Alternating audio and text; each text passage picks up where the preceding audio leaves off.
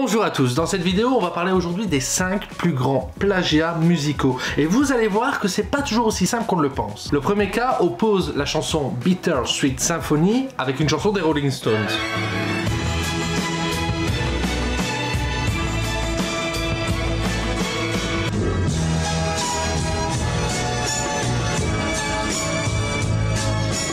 En fait, il faut savoir que les auteurs de cette chanson n'ont jamais touché un seul dollar pour leur composition. C'est une affaire qui a duré des décennies et c'est seulement il y a quelques années où les Rolling Stones ont un peu lâché l'affaire. Ils ont dit ok, c'est bon, on laisse comme ça. Plagiat ou pas, je vous laisse un peu imaginer la frustration du groupe. Mais en tout cas, toute cette affaire, toute cette polémique n'aura servi qu'à une chose, faire connaître ce groupe dont personne ne connaissait l'existence. Le deuxième plus gros plagiat n'a pas servi à faire connaître l'artiste, mais est sacrément culotté. C'est Vanilla Ice qui a samplé tout simplement David Bowie et Freddie Mercury.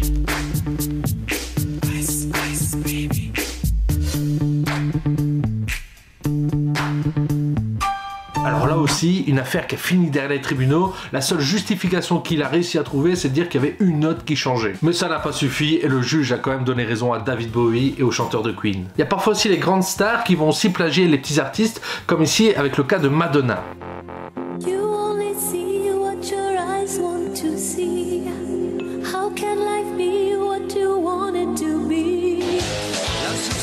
Pavé ensanglanté de ma sève qui ne cesse de couler.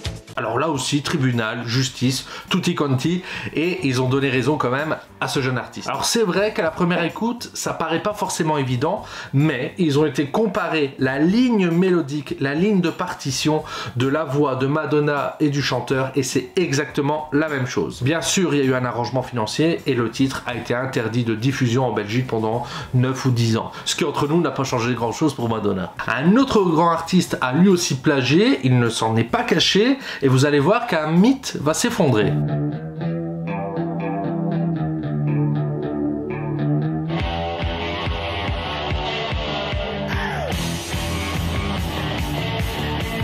Alors là, clairement, on est dans du copier-coller, il n'y a pas photo, mais il n'y a pas eu non plus de procès. C'est quand même franchement étonnant parce qu'il avait de quoi gagner le procès, mais je pense que le gars, il est punk et il s'est dit rien à foutre. Et le dernier titre plagié, il est plutôt récent et c'est This Is America.